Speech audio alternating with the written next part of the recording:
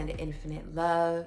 You're tuned into the Upful Space with Shan Cherise, your liberation guide, and we're tuning into something powerful right now on the awareness of this increase of STDs that's happening right now. Recently seen something on Instagram that said STD epidemic in US is out of control, with syphilis, HIV on the rise, and 1.6 million cases of chlamydia reported last year alone. And this happened within the last 2 years, is what they're saying. I want to put this article here on the screen as well. Gonorrhea has increased 25%. Syphilis in newborns have increased by 185%. And gonorrhea increased by 25%. And what I hear many of us acknowledging, which I feel is valid in of its own right, is, what have we actually changed in the last 2 years? What have we actually changed? And it's that thing. Many of us going out, choosing for something else, for something, for some chemical, whatever it is, to have power over our body and our ability to heal and our ability to stay safe in our environment. And for me, I acknowledge that for sure, conventional ways of doing things, medication, those things definitely play a role. Having unprotected sex, eating certain types of foods that don't really support our body, damaging the mucous membranes, depleting our immune system. There's many different factors that come into play and from outside sources that affect that. For me, what I immediately thought and what I immediately went to is we also experienced a global tribal epidemic, a global and tribal plugging into a certain circuitry that depletes our life force. When you think of the root, when you think of the root chakra, it's reflective of the tribe. And it's not only our family tribe, but it's the global tribe, because we are all one. What I really want to shine light on and make this as clear as possible is that we are all one, and we believe that we're not. We believe that we're separate from it. We believe that if something happens in Africa, it doesn't impact us, but it does in the global mind. We are all energetic beings, and we experience and we are impacted by what happens on the global framework. And that's what happened in the last 2 years as well, is that this pandemic impacted the global tribe. And when we think of our root, that is our immune system. That is the law and order. Law and order is run by the root. So when we have something that's happening on a global scale, it's immediately impacting our immune system. It's immediately being impacted and reflective of law and order, of our ability to feel safe. And Caroline Myss painted this so powerfully, is that any epidemic, any virus in of itself is created on the backs of victim.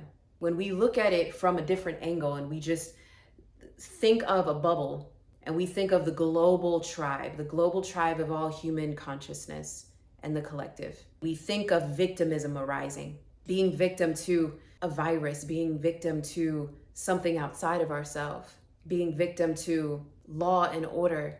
That becomes a breathing ground for HIV, for syphilis, for chlamydia to be attracted to.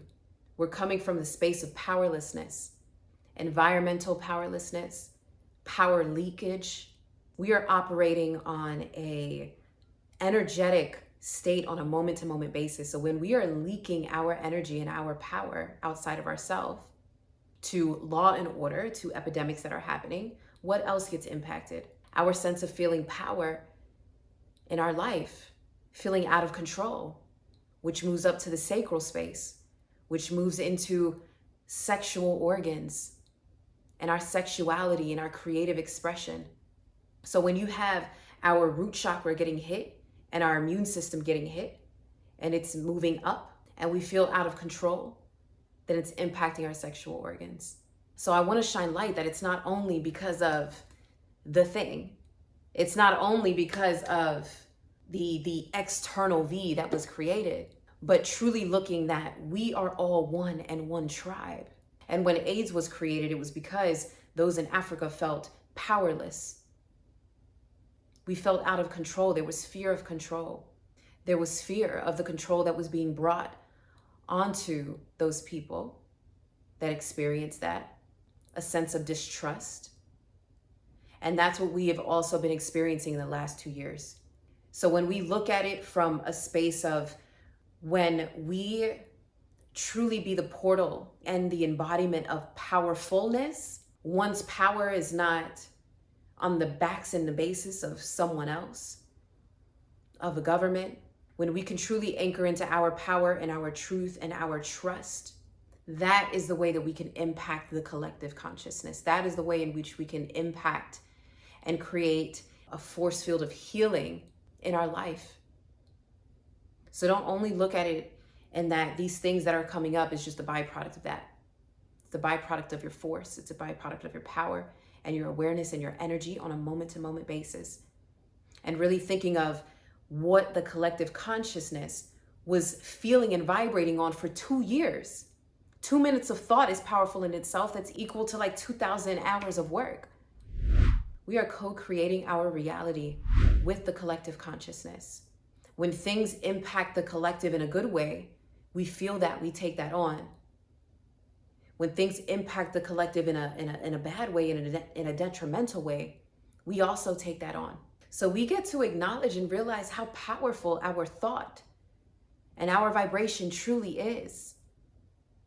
And that when we choose decisions in our state of being, in our state of vibration from a space of powerful thought and clear objectives and clarity, what's possible then? What's possible within our body? What's possible within the collective? Because what's being experienced now is the lower part of our body, is our sense of safety, our root, is our health, our sexual health of creative expression, and that's being impacted. Our sexual organs is being impacted. And AIDS impacts the lungs. So what else did we experience in the last couple of years that maybe have impacted or reflected on the breath of life, the lungs of the earth, the Amazon? This is the opportunity for us to see things in a different light outside of external validations and roadmaps. Because what we see in the media is a byproduct of someone else's ability to be aware and to be conscious enough. But there's a totally different game that's happening internally that's possible for you to tap into, for us to tap into.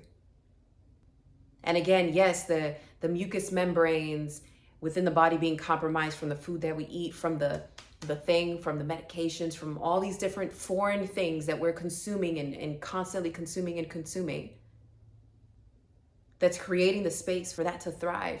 And the only way that we can truly move through this is to move through this, is to be with this, to be with the emotions and the energy and the grieving and the shedding of these stagnant emotions that have been created from this space, from that state in the last 2 years. They even say that this is the highest that it's risen since 1992 and 1948. And if you look back at research, you'll find it really interesting in what happened on a global scale around that time. Every time that there's an influenza, every time that there's a global virus or a global sickness, it's interesting in the thought and the emotions that are activated within the collective during that time.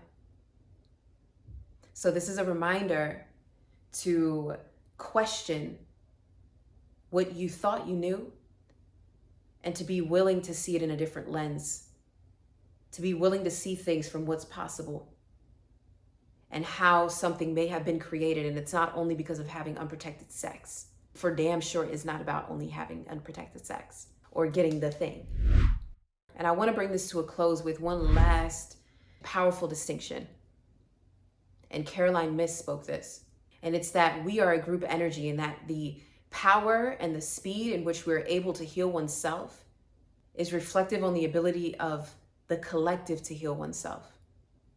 When we are plugged in even more to the circuitry of tribal, of the collective, we are plugged into that energy, and our cells, our biochemical composition is reflective of that.